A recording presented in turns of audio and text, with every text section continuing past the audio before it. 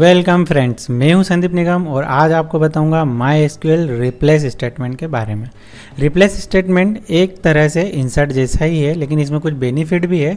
वह मैं आपको एक छोटे से एग्जांपल से बताता हूं। मेरे पास एक सदाबहार टेबल है CTMST।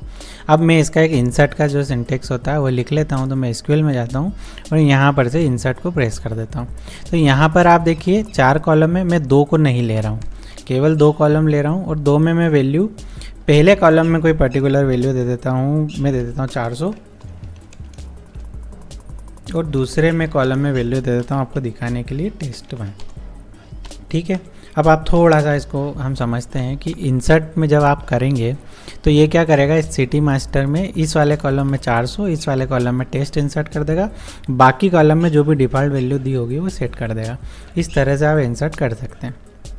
यदि यहाँ पर आपको इंसर्ट के स्थान पर अगर रिप्लेस का उपयोग करना हो तो आप यहाँ पर रिप्लेस का भी उपयोग कर सकते हैं। अब इससे क्या होगा, जब मैं इस तरह से रिप्लेस चलाऊँगा और जो मेरे टेबल में प्राइमरी की बोलूँ या यूनिक प्राइमरी या यूनिक आपने कुछ भी डिफ़ाइन किया हो तो वह कौन सी की है वह हम यहाँ पर देखेंगे। तो वह जो मेरी की है वो है CTID। तो CTID में मैं 400 दे रहा हूँ। 400 यदि पहले से हुआ तो ये क्या करेगा, रिप्लेस का काम करेगा। यदि नहीं हुआ तो ये क्या करेगा, इंसर्ट का काम करेगा। तो देखा जाए तो जो रिप्लेस फंक्शन है वो पहले तो देखता है कि ये जो डेटा दे रहे हैं ये क्या डुप्लीकेट है यानी पहले से है, बेस्ड ऑन प्राइमरी की।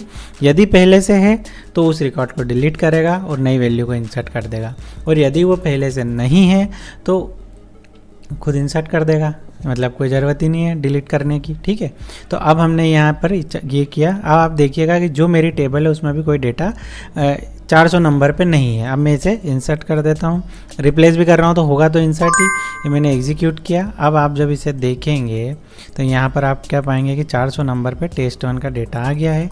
इन दोनों में वैल्यू जो डिफ़ॉल्ट वैल्यू होगी वो आ गई है। अब मैं ये प्रूव कैसे करूँ कि डिलीट ही होता है, अपडेट नहीं होता। तो मैं क्या करता हूँ, यहाँ पर स्टेट आईडी में कोई वैल्यू सेट कर देता हूँ।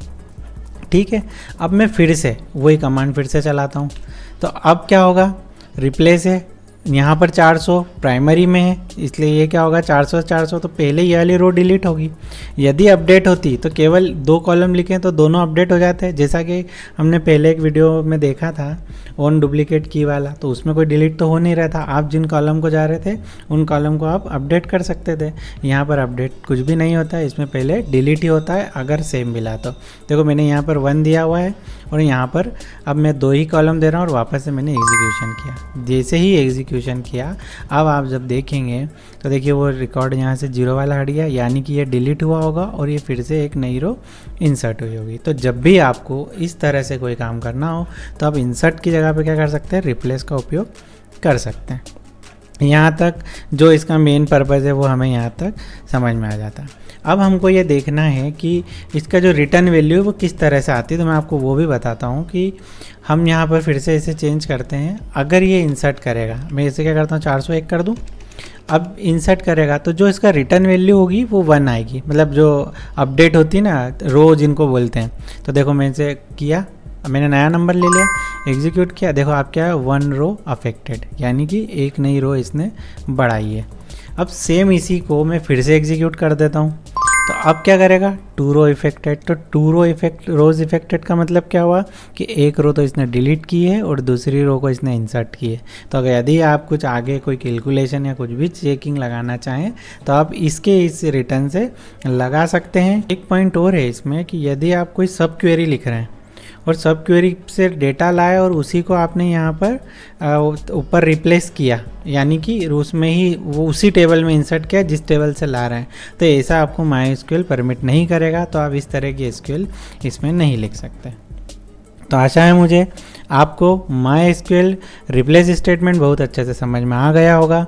इससे रिलेटेड आपकी कोई भी क्वेरी हो, डाउट हो तो आप मुझे निसंकोच कमेंट कर सकते हैं। यह वीडियो कैसा लगा बताना ना भूलें। मिलते हैं नेक्स्ट वीडियो में। Thanks for watching.